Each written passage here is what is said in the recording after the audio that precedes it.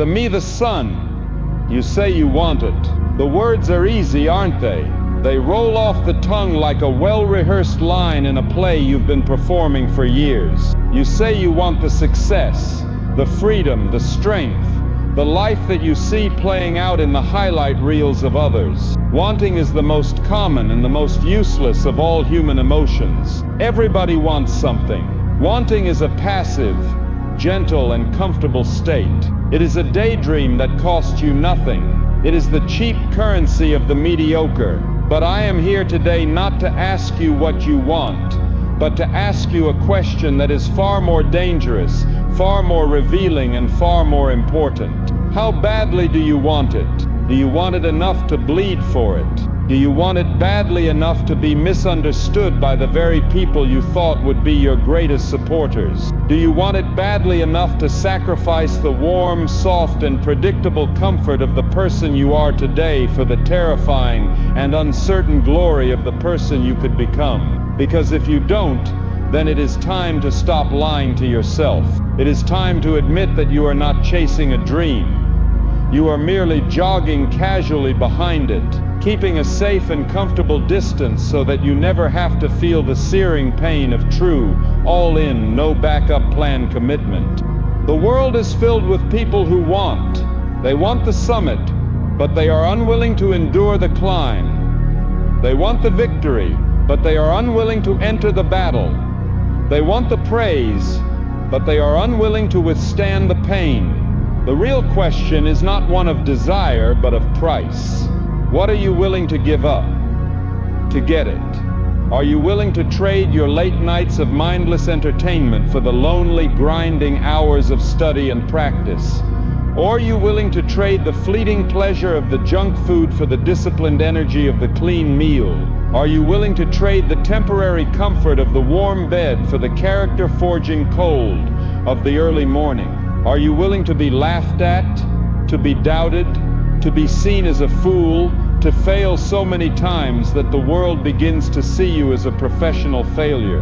You must answer this question with a brutal and unflinching honesty, because the space between the person who wants and the person who achieves is filled with the currency of sacrifice. There are no shortcuts. There are no sales. There is only the price, and the price must be paid in full. It is not about talent. It is not about luck. It is not about your background or your connections. The world is full of talented failures. History is littered with the stories of the lucky who ended up with nothing. The single unifying quality of every person who has ever achieved anything of lasting worth is fire. It is a burning, unquenchable, and often irrational hunger that lives in the very marrow of their bones. It is a fire that does not go out when the winds of failure blow against it. It is a fire that is not extinguished by the cold waters of rejection. It is a fire that feeds on the very obstacles that are thrown in its path. This is what you must find within yourself, not a fleeting spark of motivation, but a deep, enduring, and all-consuming fire. This fire is your reason. It is the voice that whispers, "I am not done yet," when your body is screaming that it is finished. It is the quiet, stubborn, and defiant force that allows you to take the punches, to endure the silence, and to keep moving forward on the days when all logic and reason would tell you to quit. The great lie of the modern world is that success is supposed to feel good, that the path to a great life is paved with sunshine, with applause, with a constant and reassuring sense of progress. This is a fantasy designed to sell you comfort and to keep you docile. The reality of greatness is that it is forged in the most uncomfortable, most painful, and most unglamorous of conditions. True success is not born in the light. It is born in the dark. It is the tears you cry in the shower where no one can see you. It is the quiet, gnawing doubt that eats at you in the dead of night. It is the profound and aching loneliness of the empty room, where you are the only one training, the only one studying, the only one building, while the rest of the world is scrolling, sleeping, and settling. The boy believes that these moments of pain and doubt are a sign that he is on the wrong path. The man understands that these moments are the path. They are the friction that is polishing him. They are the pressure that is turning the soft coal of his potential into the unbreakable diamond of his character. One day you will look back on this period of your life, on this season of struggle, and you will see it with a new and profound clarity. You will realize that every setback was a setup. Every failure was a lesson. Every moment of pain was a purification. You will understand that the loneliness did not break you, it built you. The fear did not stop you, it focused you. The sacrifices did not diminish you, they defined you. You will see that every broken piece of your former self was not a sign of your destruction, but was the raw material from which you constructed a new, stronger, and more authentic identity. The world sees success as an act of accumulation, of adding things to your life. You will come to know the truth that real success is an act of purification, of stripping away everything that you are not, until all that is left is the hard, clean, and undeniable truth of who you were always meant to be. So I will ask you again, and you must answer this in the silent court of your own soul. How badly do you want it? Do you want it badly enough to become a stranger to your own comfort zone? Do you want it badly enough to be misunderstood by the people who you thought knew you best? Do you want it badly enough to show up and do the work when there is no one there to validate you, no one to cheer for you, and no guarantee that your efforts will ever pay off? Do you want it badly enough to look at the tired, scared, and doubtful version of yourself in the mirror and say with a quiet and terrifying conviction, I do not care what I was yesterday. I do not care how many times I have quit before. This is who I am now. Because when you want something with that level of intensity, a fundamental shift occurs. You stop waiting for motivation, and you become the source of your own momentum. You stop praying for a miracle, and you begin the disciplined daily work of preparing for the opportunity you are going to create for yourself. You stop hoping for your life to change, and you start training for the battles that will be required to change it. You stop begging for your dream, and you begin the arduous and glorious process of becoming the person who is worthy of it. This life, this one, precious and fleeting opportunity you have been given, owes you absolutely nothing. Not success, not happiness, not fairness. The universe is not your parent. It is a neutral and indifferent arena. But while life owes you nothing, you owe yourself everything. You owe it to the person you could become to not let that potential die as a quiet whisper in the back of your mind. You owe it to your own future to honor the promises you make to yourself today. You owe it to your own soul to give yourself every single shot, to take every single chance, to leave absolutely nothing in the tank. You must be willing to take the hits. You must be willing to endure the silence. You must be willing to take the long, hard, scenic route of the grind, because you know that the shortcuts of the boy lead only to a life of hollow and superficial victories. And when you are in the thick of it, when your knees are shaking and your hands are trembling, and you feel the cracks beginning to form in your own resolve, you do not break. You do not fold.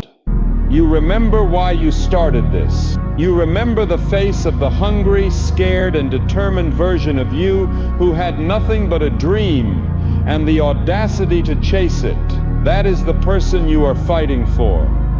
You are fighting to prove that his hope was not in vain. And so you keep showing up. Not because it is easy, not because you are fearless, but because you want it. And because the fire of that wanting is now the only thing that truly matters. You say you want it. The words are easy, aren't they? They roll off the tongue like a well-rehearsed line in a play you've been performing for years. You say you want the success, the freedom, the strength, This is where you will discover the true meaning of discipline. It is not the joyless, self-punishing act that the boy imagines it to be. It is the natural and inevitable expression of your obsession. You do not need to force yourself to work on the thing you are obsessed with. You need to force yourself to stop. Your discipline becomes less about starting and more about sustaining, about channeling the immense energy of your obsession into productive and consistent action, day after day. This is how you avoid burnout. It is not about a lack of passion. It is about the intelligent management of an immense and powerful fire. This is why you must build systems, the non-negotiable routines, the architecture of your day. These systems are the vessel that contains the fire of your obsession and directs its heat toward a single productive purpose, rather than letting it burn wildly and consume you. The question is no longer, how do I get motivated? The question is, how do I best structure my day to honor this fire that is burning within me? This is the shift from a life of effort to a life of flow, a life where your actions are no longer a struggle against your own will, but a seamless and powerful expression of it. This is the beginning of your true power. It is the answer to the question, what if this time I didn't stop? It is the commitment to not just starting the engine, but to building a life that is a worthy vehicle for the unstoppable force you have finally unleashed. You are fighting for that person, that hungry, tired, and scared version of you who still had the audacity to move forward. And you must understand that the war you are waging on their behalf is not a war against the world. It is a war against the comfortable, well-defended, and deeply ingrained fiction of your own limitations. You ever wonder why it hurts so much sometimes? Why the act of chasing a dream can feel less like a glorious flight and more like a desperate, frantic struggle against a current that is trying to pull you under? It is because the closer you get to something real, the more you threaten the old version of yourself, and that old self will not die quietly. It will scream. It will fight. It will deploy its most sophisticated and ancient weapons to keep you safe in the prison of the familiar. And its most powerful weapons are the voices of fear and of doubt. That inner critic, that insidious whisper that says, what if I'm not enough? What if I'm just pretending? What if I fail, and everyone sees me for the fraud I really am? That is the sound of the old you, fighting for its own survival. It is the sound of your comfort zone shrinking. You must learn to hear that voice not as a verdict, but as a compass. That fear is not a stop sign. It is a signal. It is a brilliant flashing indicator that you are moving in the right direction, that you are finally stepping out onto the high wire, where all true growth and all meaningful achievement takes place. You are not pretending. You are in the process of becoming the boy pretends. He talks the talk. He wears the costume. But he is not doing the work. You are doing the work. You are showing up. You are bleeding for this. And every single time you take one more step forward into the heart of that fear, you are providing your own soul with the undeniable, irrefutable evidence that the voice is a liar. Every rep you complete when your muscles are screaming, every call you make when your heart is pounding, every word you write when you feel like you have nothing to say, these are not just actions. They are arguments. They are the closing statements. In the case of you versus your own bullshit. And you are winning that case, one small, courageous verdict at a time. The fear you feel is not a sign of your weakness. It is a testament to the magnitude of the dream you are chasing. It is proof that you care, that this matters, that you have finally found something in your life that is worth fighting for. And that, in and of itself, is a victory so rare and so profound that most people will never experience it. They will live their entire lives in the quiet, numb, and comfortable safety of the shallows, never knowing the terrifying and glorious feeling of being out in the deep water, where the great things live. They will settle. They will numb themselves with distraction, with consumption, with the endless scrolling anesthesia of the modern world. They will deliberately lower the bar of their own lives so that they never have to feel the exquisite pain of falling short. They will trade the magnificent, agonizing risk of a great life with the guaranteed quiet regret of a good enough one. But not you.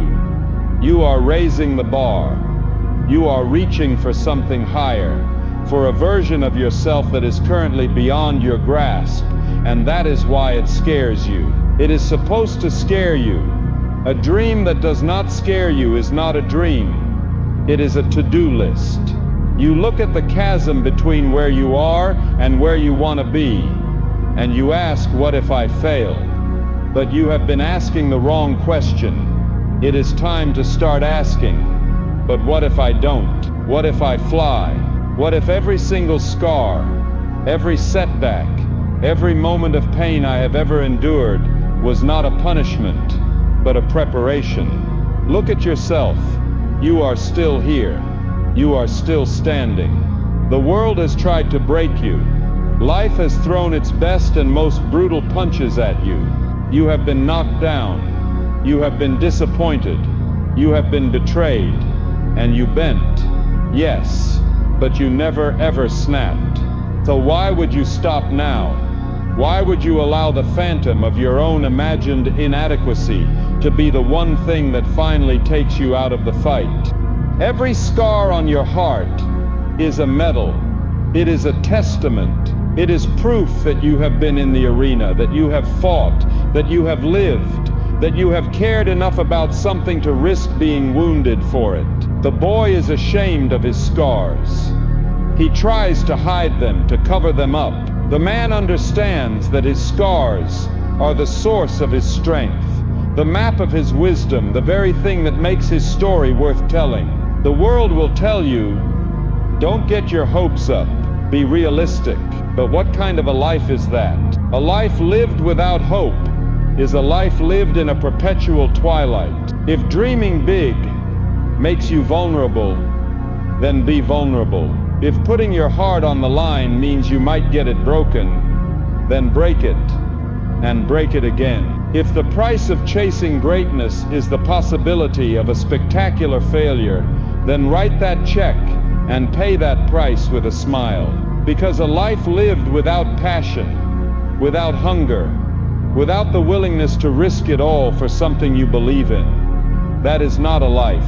That is merely a long and protracted process of dying. It is just breathing, and you are here to do more than just breathe. So yes, maybe you are tired. Maybe you have fallen down more times than you can count. Maybe the people you thought would be cheering you on are the very ones who are standing on the sidelines, whispering their doubts. Maybe you have been laughed at, overlooked, underestimated. But here is the secret that they do not know.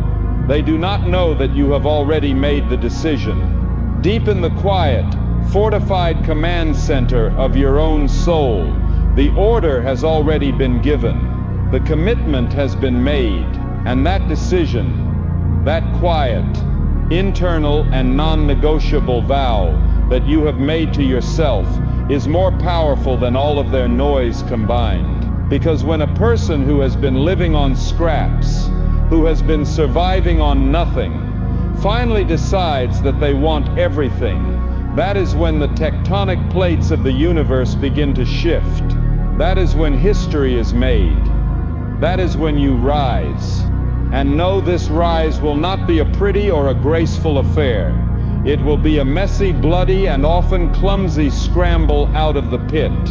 You will fail. You will make mistakes. You will have days where it feels like every step forward is followed by 2 steps back. You will have moments where it feels like none of this matters, where the sheer weight of the effort seems absurd, but it all matters. Every sleepless night you endure while you are working on your craft matters. Every difficult phone call you make when your voice is shaking matters. Every single time you have to pick yourself up off the floor because there is no one else there to do it for you, that matters more than you can possibly imagine. Because all of it, every single ounce of it, is building you. It is carving you into someone who is unshakable. It is transforming you from a person who merely wants success into a person who has earned it, who is worthy of it, who has the character to sustain it. And when you finally break through, when you reach that first summit, you must not forget the person you were in the valley. Do not forget the version of you who held it all together when it was all falling apart. The tears, the silence, the doubt. They were not signs of your weakness. They were the tools of your becoming. So when they ask you how did you do it, you will not say it was luck. You will not say it was talent. You will look them dead in the eye, and you will say, because I wanted it more than I was afraid of it, and I never ever stopped. The world will try to measure you by its own crude and superficial metrics. It will count your money, your followers, your job titles. But you will know the truth. The real measure of a man is not found in the spreadsheet of his life. It is found in the spirit of his fight. It is in how hard you fought when you were outnumbered and outgunned. It is in how deep you dug when you thought your reserves were empty. It is in how loud your heart beat with purpose when the world was trying to lull you to sleep with its siren song of comfort and conformity. This is your life. This is your dream. This is your one singular moment on this earth. So you must ask yourself with a new and terrifying level of honesty, how badly do I really want it? And if the answer that comes roaring back from the depths of your soul is everything, then you must not hold back. You must not look for the shortcut. You must not wait for the perfect conditions that will never arrive. You must start right now with your broken pieces, with your doubts, with whatever strength you have left, because that is enough. And so are you. You have come this far. You have carried this weight. Now it is time to move. This is no longer a conversation about wanting. It is a conversation about doing. It is about becoming. You do not need anyone's permission. You do not need your past to endorse your future. You do not need your pain to grant you a hall pass. You do not need your fear to step aside. Your next step is yours, and yours alone. No one else can walk it for you. No one else can want it for you. So stop asking the universe for a sign. Stop waiting for a feeling of clarity that will only come after you have taken the first blind step. There is no magic moment. There is only now. There is only this. There is only you. And the stark, terrifying, and glorious choice to act. And yes, action is terrifying. You might lose. You might fall. You might fail. But to remain still, to choose the slow, comfortable death of inaction, that is a guaranteed loss. At least in failure, there is a lesson. At least in falling, there is the honor of the attempt. At least in trying, there is growth. No one who ever built anything of worth did so without first being broken by the process. No one who ever rose from the ashes did so without first walking through the fire. So do not be afraid to burn. Let the old, comfortable, and limited version of you fall apart. Let it crack.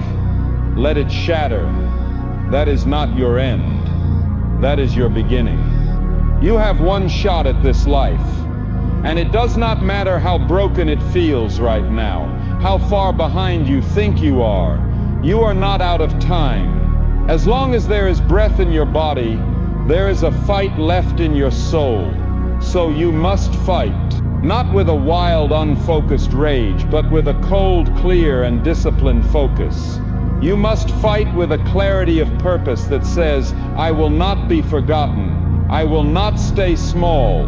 I will not die with the music of my own potential still locked inside of me, because that is the real tragedy. It is not death itself, but the death that comes long before the body, the death of a spirit that has lived a life full of songs unsung, of books unwritten, of dreams unlived. But that does not have to be your story, not if you choose differently, not if you decide right now to rise. You want to make the world proud? Start by making yourself proud. You want to inspire others? Start by lighting your own fire so brightly that they cannot help but see the path. You want love? Learn to love the person you are becoming in the crucible of this fight. You want peace? Understand that true peace is not the absence of conflict. It is the prize that is earned on the other side of a necessary and honorable battle. You want to matter? Then be relentless. Because a legacy is not something you are given. It is something you build, one brutal, thankless, and glorious day at a time. It is built by the ones who refused to quit, the ones who stayed up late when the world was sleeping, the ones who got up early when the bed was a warm and tempting grave, the ones who cried in the bathroom and then walked out and smiled, not because they were fake, but because their mission was more important than their mood. You must be that person. And you must not dare to shrink. Not now. Not when you have come this far. If the door is locked, you do not politely knock. You kick it off its hinges. If the path is blocked, you do not turn back. You build a new one. And if no one in the entire world believes in you, that is not a sign to give up. That is a sign to believe in yourself, with a force and a conviction that is so powerful it can bend reality to its will. The question was never can you. The question has always been, and will always be, will you? And deep down, in the silent, unbreakable core of your being, you know the answer.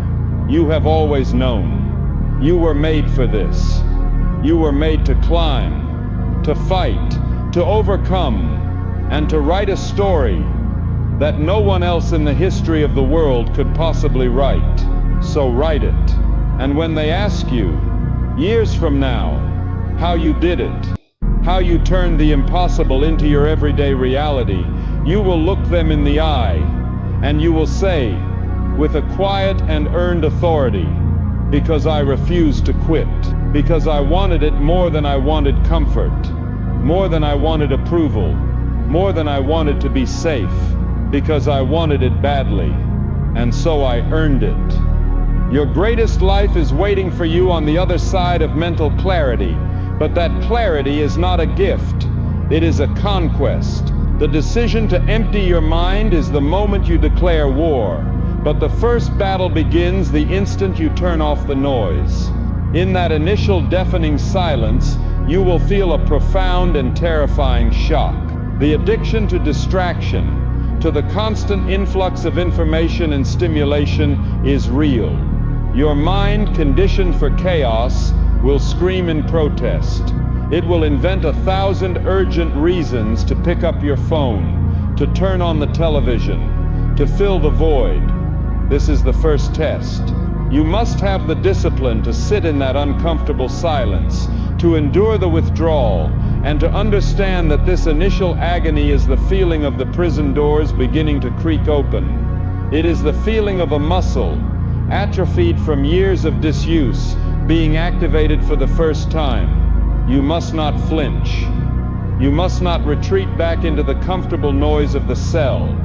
That is a worthy vessel for his reason, boltater than his own comfort. You will look them in the eye and say, with a quiet and earned authority, because I wanted it badly, and so I earned it. But what does it truly mean to earn it? The world has sold you a sanitized and romanticized version of this process. It shows you the montage, the quick cuts of the early morning workouts, the triumphant moment of the breakthrough, the final glorious victory. But it never shows you the truth.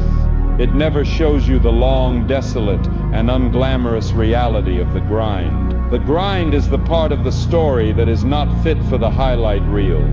It is the vast, unchanging landscape of the day in, day out, repetitive, and often brutally boring work that separates the dreamer from the doer. It is the part of the journey where there is no applause, no validation, and no external sign that what you are doing is even working. It is you, alone in a room, faced with the same task you performed yesterday, and the same task you will have to perform again tomorrow. The boy believes this grind is a punishment, a necessary evil to be endured. The man, the warrior, understands that the grind is the alchemy. It is the very process by which the lead of his intention is transmuted into the gold of his reality.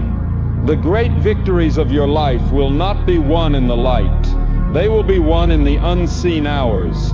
They are won in the profound and often lonely silence between 4 a.m. and the rising of the sun. They are won in the late hours of the night, when the rest of the world has clocked out and surrendered to the easy comforts of rest and entertainment.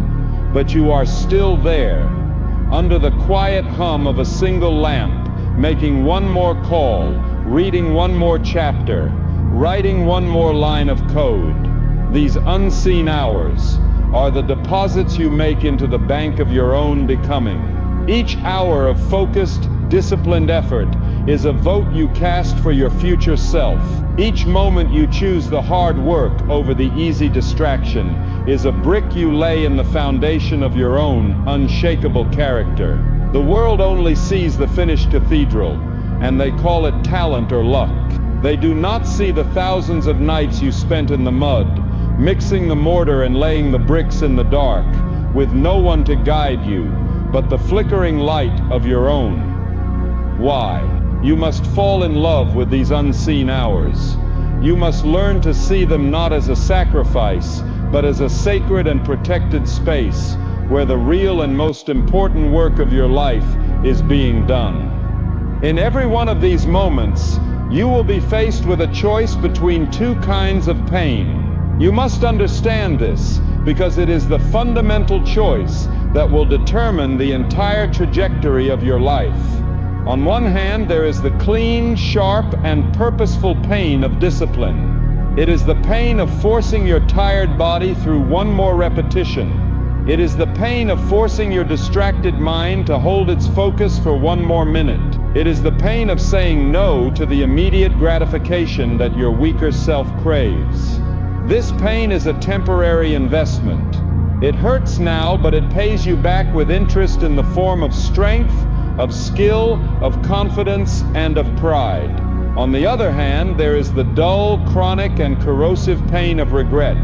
It is the pain of knowing you could have done more, but you chose not to. It is the pain of watching others live the life you wanted because they were willing to do the work you were not. It is the slow spiritual decay of a life lived out of alignment with your own potential.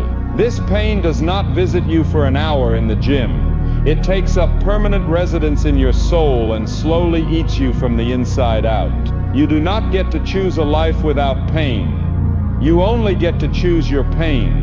And the man who wants it badly enough chooses the clean, honorable, and constructive pain of discipline every single time. To make room for this new life of disciplined action, you must be willing to engage in a process of ruthless subtraction. Greatness is not just about what you add to your life.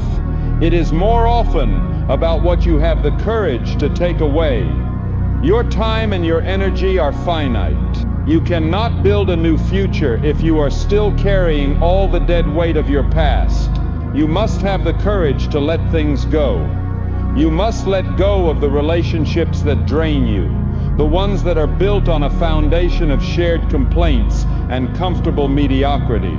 You must let go of the habits that keep you weak, the mindless scrolling, the nightly numbing with television, the comfortable routines that produce a comfortable but stagnant life.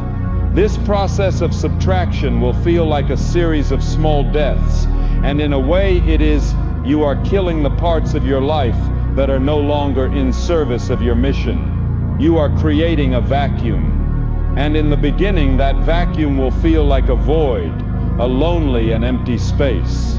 But this is a necessary emptiness. It is the clearing of the land before the new construction can begin. You must have the faith to believe that this void you are creating will not remain empty for long. It will soon be filled with new, more powerful habits, new, more inspiring relationships, and the profound and fulfilling presence of your own focused, purpose-driven work.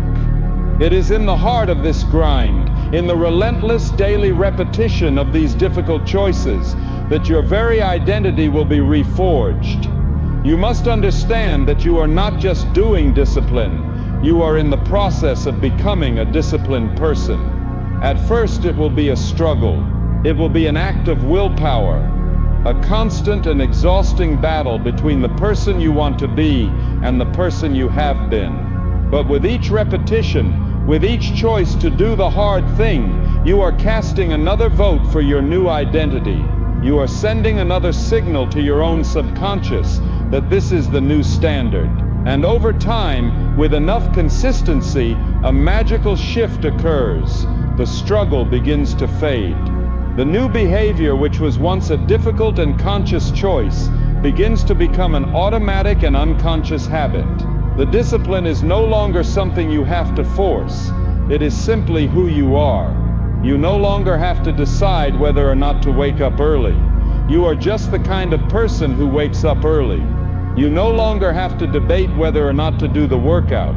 You are just the kind of person who trains. This is the moment when you have truly internalized the grind. It is no longer a war. You are fighting. It is the very rhythm of your own heartbeat. This new identity is built upon a foundation of a powerful and active refusal. The boy is a creature of acceptance. He accepts his limitations. He accepts the world's excuses. He accepts the comfortable path. The man who wants it badly enough becomes a master of refusal. He actively and consciously refuses to participate in the culture of mediocrity. He refuses to listen to the voice of his own inner critic. He refuses to accept the limitations that others try to place on him. He refuses to let a single day pass without making some small incremental progress toward his goal. This refusal is not a negative, angry state. It is a positive and powerful act of creation. It is the clearing of space. By refusing to engage with the trivial, you create the mental and emotional bandwidth to engage with the profound. By refusing to accept your current limitations, you create the internal pressure that is required for growth.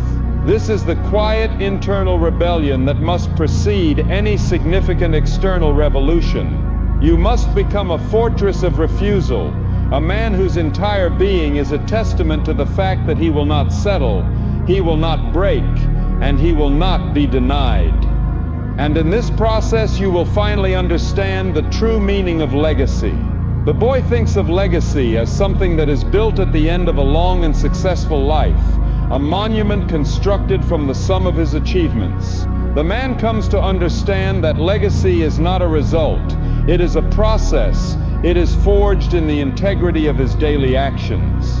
It is in the character he builds when no one is watching. It is in the standard he holds for himself in the midst of the struggle. Your legacy is not the trophy you will one day hold. It is the person you are becoming right now, in the heart of the grind. It is the story that is being told not by your words, but by the quiet, undeniable evidence of your daily effort. It is the example you are setting for the few who are paying attention, the ones who will be inspired not by your eventual success, but by the honor and the dignity with which you conducted your struggle. You are not just building a life, you are building a testament. And the only question that matters is whether that testament will be a story of a man who wanted it, or a story of a man who wanted it badly enough to pay the price, to do the work, and to earn it, one brutal, glorious, and unseen day at a time. Endure a smile. And you are asking the world, Is that all you've got? Because you know that every ounce of resistance it throws at you is just another opportunity to forge yourself into the unbreakable weapon you were always meant to be. The sore. Seething. And so you will continue, day after day, laying one brick at a time in the silent, often lonely construction of your new self. You will do the work when no one is watching. You will pay the price when no one is counting. And you will honor the promise you made to yourself when no one else would even know if you had broken it. And then, one day, almost without you noticing it, a shift will occur. The cumulative compounding effect of all those unseen hours, all those disciplined choices, and all those noble sacrifices will reach a critical mass. The cathedral you have been building in the dark will suddenly break through the canopy, and for the first time the world will see it. It will not be a single dramatic event, but a slow, undeniable dawning. People will begin to look at you differently. They will notice a new hardness in your eyes, a new stillness in your presence, a new weight and clarity in your words. They will see the physical transformation in your body, the tangible results of your business, the undeniable quality of your craft, and they will be baffled. They will not understand how you, the person they may have once written off, have suddenly become this force. They will call it luck. They will call it talent. They will call it an overnight success. But you will know the truth. You will know that this was not an overnight success. It was a 1,000-night struggle. When they ask you, how did you do it?